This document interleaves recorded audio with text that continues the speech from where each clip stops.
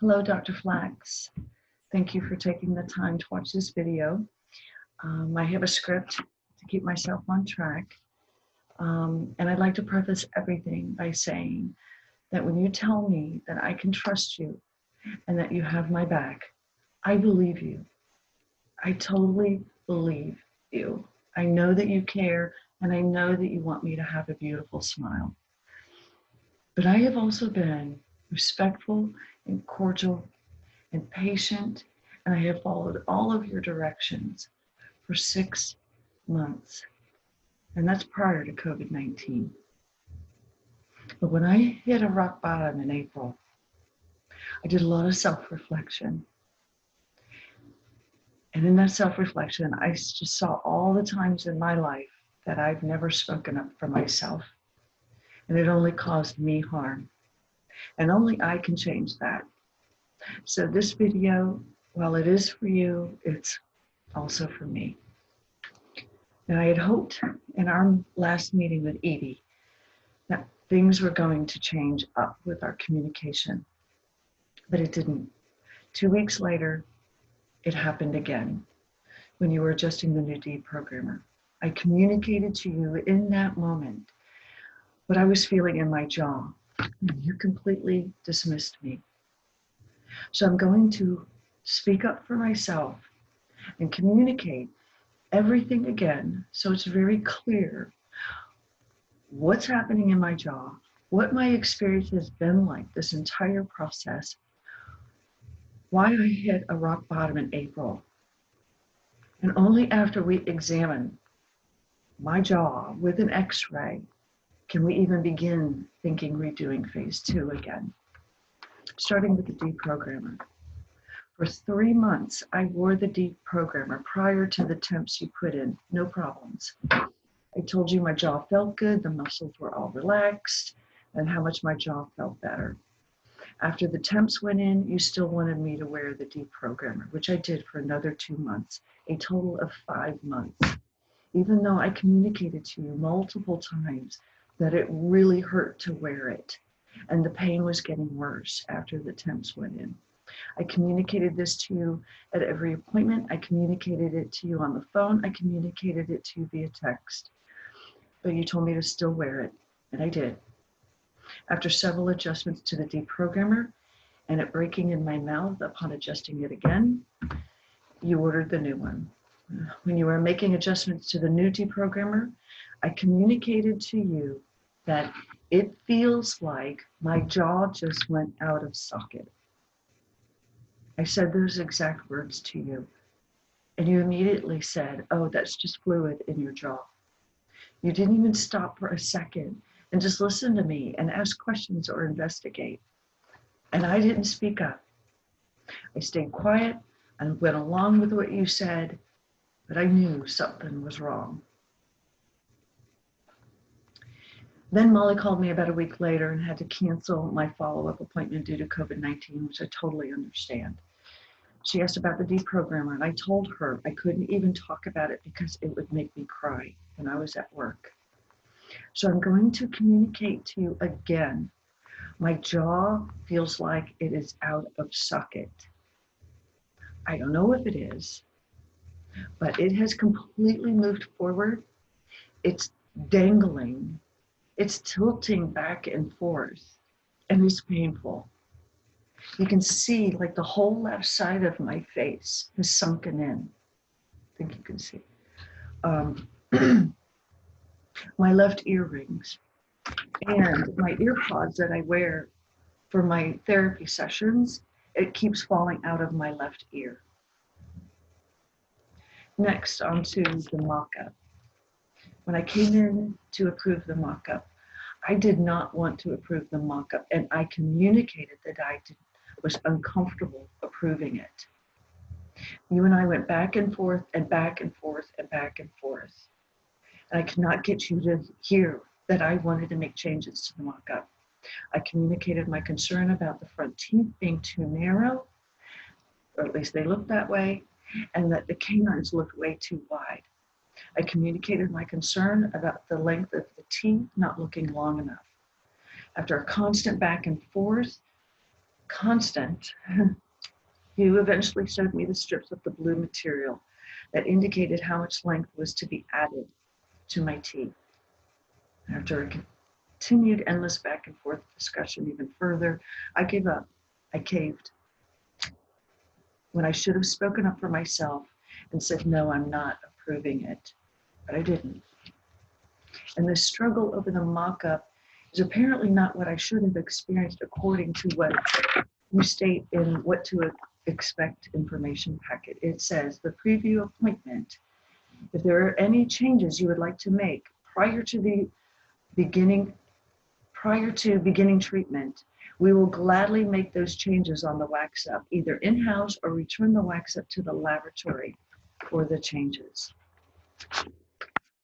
Now looking back, I think my instinct was right, because we know that the upper arch never fit. Onto the infection in my mouth. After the temps went in, I was sick for 3 days due to that painful infection in my mouth for 2 weeks. You kept telling me to give it time, and I did.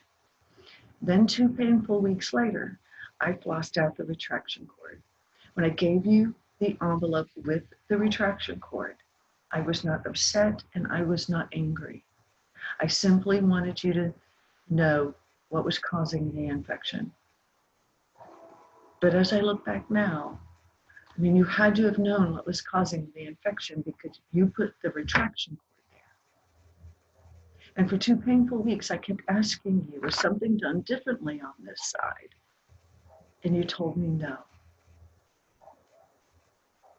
And the infection only got better once the retraction cord got flossed out. Then to the issue I communicated at every adjustment appointment about the pain in my left bottom canine due to the upper left teeth constantly hitting that canine. But you would not adjust the bottom left side, and you kept adjusting the upper molars, which is fine if that's what you would thought would fix the problem. But after 4 adjustment appointments, the hitting on that canine and the pain kept getting worse, and I kept communicating this to you. But it didn't get resolved. So then at that 4th final adjustment, you filed down the molars. And that was it. The pain in my jaw was so bad. And Edie was there with me at checkout. She saw I was nearly in tears. My mouth had just completely collapsed. And the thing is, I never communicated to you that my molars were bothering me. You said that the molars were hitting and asked if I wanted them adjusted. I told you that they didn't bother me, but if that's what you think was needed, okay. Well, just so you know the state of my molars now. The bottom of my upper right molar temp came completely off while eating. And eventually the entire molar temp came off while I was flossing after COVID-19. I have no right molar temp, just a bare tooth in the back. And I have holes in the bottom of my left upper molars. And so, you know, keep in mind that those temps were over a year old when you filed them down. So they didn't have much life left in them. Anyway, throughout all of this, I kept asking about the pink gum material that was supposed to be included. But you kept dismissing the topic until you finally said we didn't use it because it's hard to match up the pink color to the natural gum color. Yet you were the one that recommended the pink material because of my receding gums. And because of your recommendation, I spent 20 minutes with Tilly picking out the colors. I don't understand it. It's hard to match up. Why would you recommend it? And then, of course, I had to come in 3 additional times due to my bottom front temporaries falling out, which they have again. So after all of this, that's when I finally emailed Edie and requested the reassessment meeting. And you could not remember this photo. This picture of my teeth in their original state prior to the temporaries that the previous dentist put on.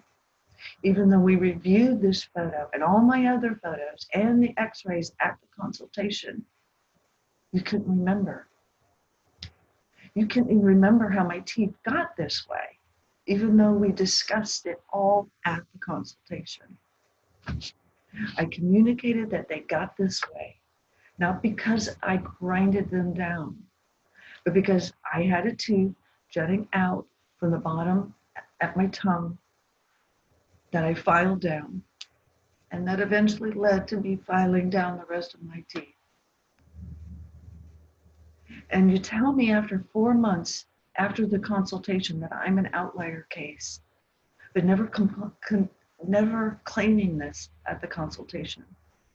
As a matter of fact, at the consultation, you told me you had seen worse cases, that I didn't have any significant bone loss.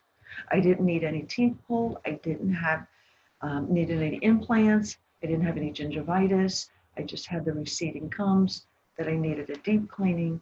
And of course, we needed to increase the height of my mouth.